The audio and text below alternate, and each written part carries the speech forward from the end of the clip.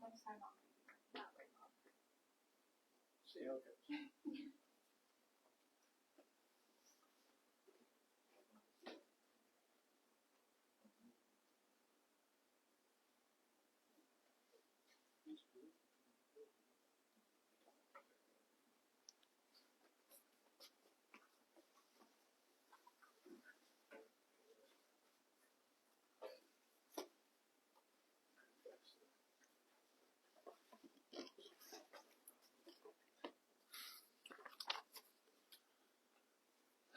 Good afternoon.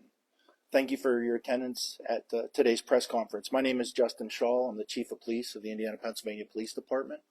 Joining me at the conference today, from my right to left, Mike Dunn, Director of Operations, Citizens Ambulance Service, Officers Geraci and Miller from IUP's Police Department, Kayla Marshall and Natasha Leidick, representatives of the Alice Paul House, District Attorney Robert Manzi and First Assistant Attorney, District Attorney Dennis Clark from the Indiana County District Attorney's Office, Lieutenant Eric Slavinsky from the Indiana Police Department, Detective Sergeant Jeff Atherton from the Indiana Borough Police Department, and Detective Andrew Perry from the Indiana Borough Police Department.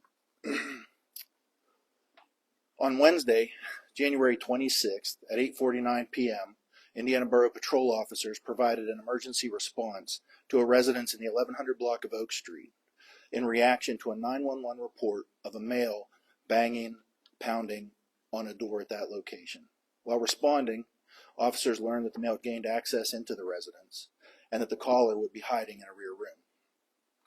Two Indiana Borough police officers arrived and could hear a female screaming from inside the residence. Understanding that the female voice was in distress, officers kicked open a front door that was previously locked and proceeded through the residence until a victim, a suspect, and a witness were located inside the same room. An obviously injured female ran behind police officers and ultimately outside the residence when they entered the room. The male suspect was placed at gunpoint, given orders that were immediately followed, and was placed in handcuffs. A fixed blade style knife was recovered from the floor of the rear room. The witness remained seated inside the room and was not physically injured or otherwise involved in the attack. An Indiana Borough Police Sergeant and an officer with the Indiana University of Pennsylvania Police Department who had arrived to assist worked together to provide emergency life-saving care to the victim, who was now in the front yard of of the residence. The victim had multiple obvious stab wounds and was experiencing uncontrolled, life-threatening bleeding from her left arm.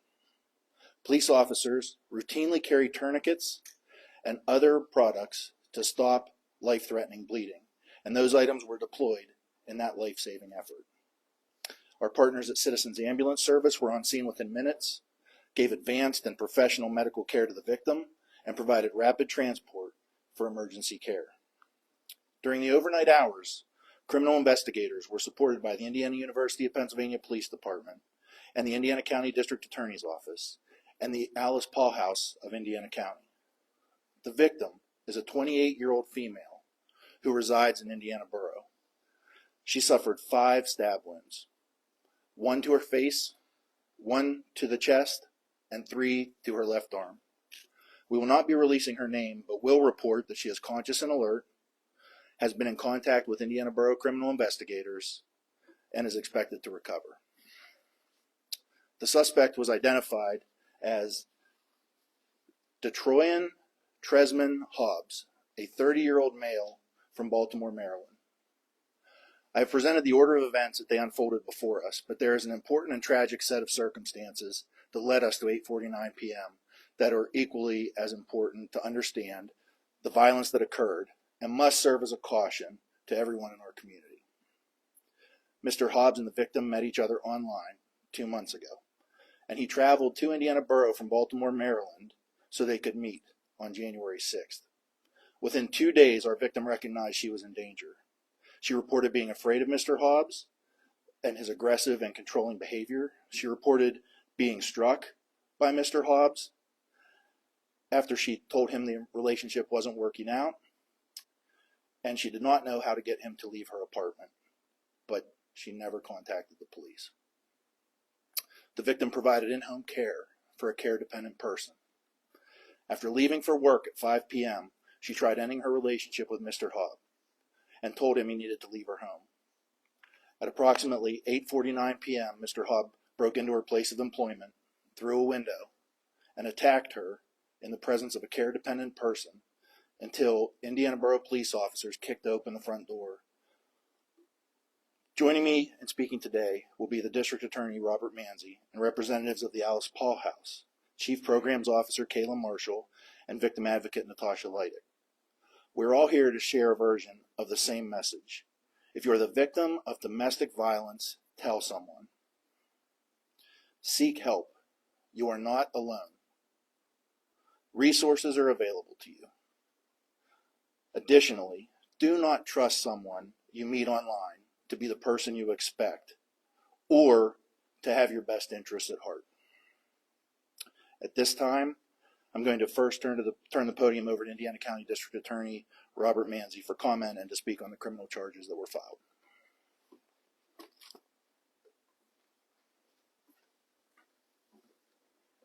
Thank you, Chief Shaw. Thank you, everyone, for being here today. First, I would like to commend the life-saving efforts of the Indiana Borough Police Department, the Indiana University of Pennsylvania Police Department, and members of Citizens Ambulance. Without their response, we could be here today discussing a homicide case and not an attempted homicide case. Second, I want to commend the staff of the Alice Paul House. Despite being late in the evening, their staff, who provide services 24 hours a day, 7 days a week, 365 days a year, were available to assist the victim and will remain available to provide a wide array of services throughout the course of this case and beyond.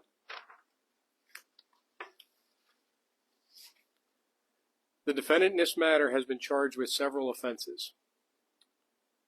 Count 1, attempted criminal homicide, a felony of the first degree. Count 2, aggravated assault, a felony of the first degree. Count 3, burglary of an occupied home with a person present, felony of the first degree. And count 4, possession of an instrument of crime, a misdemeanor of the first degree.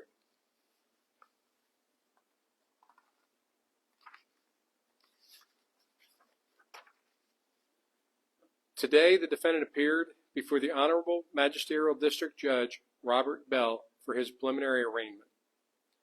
Judge Bell denied the defendant bail due to the nature of the offenses. The defendant was remanded to the Indiana County Jail where he is currently housed. As of this time, I am not aware of any attorney who has been hired to represent the defendant. The defendant is scheduled to appear before Judge Bell for a preliminary hearing on February 4th, 2026 at 11:15 a.m. At that hearing, it is the duty of my office to prove a prima facie case for these charges. If Judge Bell finds the evidence is sufficient, the case will transfer to the Court of Common Pleas for potential trial. And as a reminder, with all defendants under our Constitution, the defendant remains innocent until proven guilty in court. Lastly, I want to echo the sentiments of Chief Shaw and of all the members of our law enforcement, members of our victim service employees, Alice Paul House, is that if you are a victim of a crime, if you believe you're a victim of a crime, You have members of law enforcement here ready, willing, and able to help you all hours of the day and the night, every day of the week. We have victim services that can provide counseling, housing for you, housing for pets, transportation, funds, security.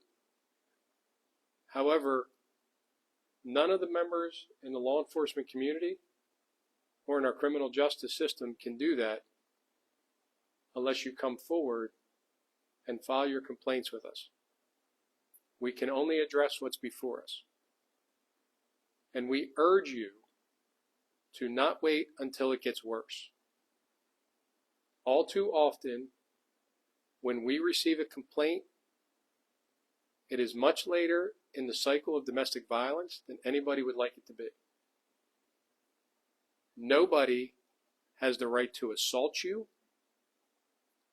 Nobody has the right to dictate your movements, who you can socialize with, and any other controlling manners that we see in domestic violence cases. Please come forward as we're ready to help you. I'm going to turn the podium over to Chief Shaw. Thank you, District Attorney Manzi. And now I'd like to turn the podium over to our friends at the Alice Paul House, Kayla Marshall, and Natasha Lighted. Thank you, Chief Shaw. So the messages that you've heard so far, I think, speak to the community that we have here in Indiana. My job is to tell you, who is Alice Paul House? Alice Paul House is our sole victim services agency here in Indiana.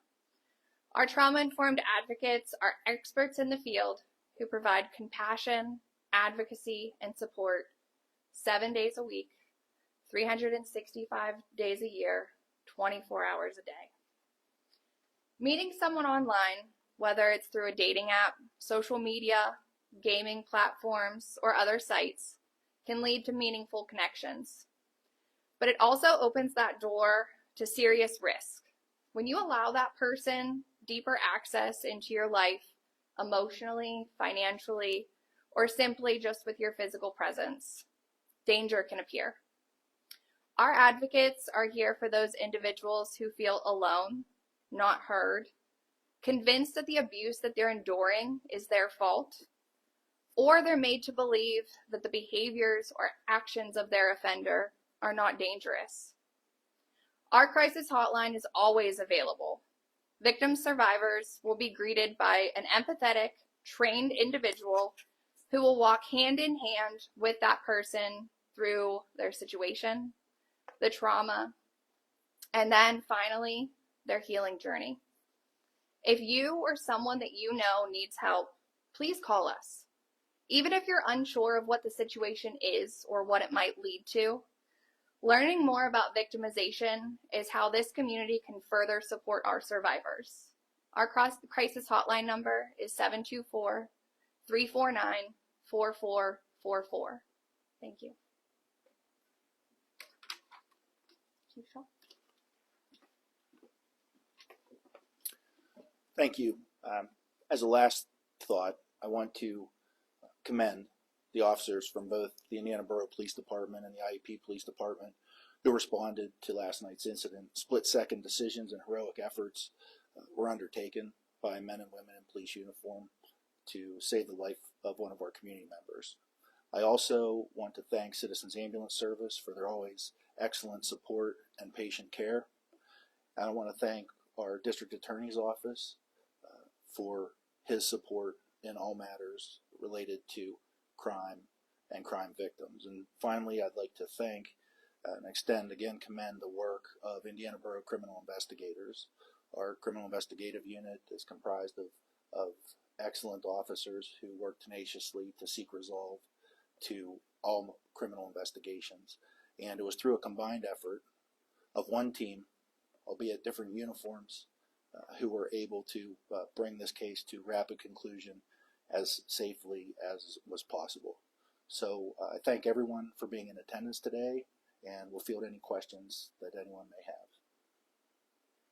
Chief, talk about the, you mentioned it a couple of times, the cooperation between departments, between IEP, Indiana Borough Citizens Ambulance Service, in this effort.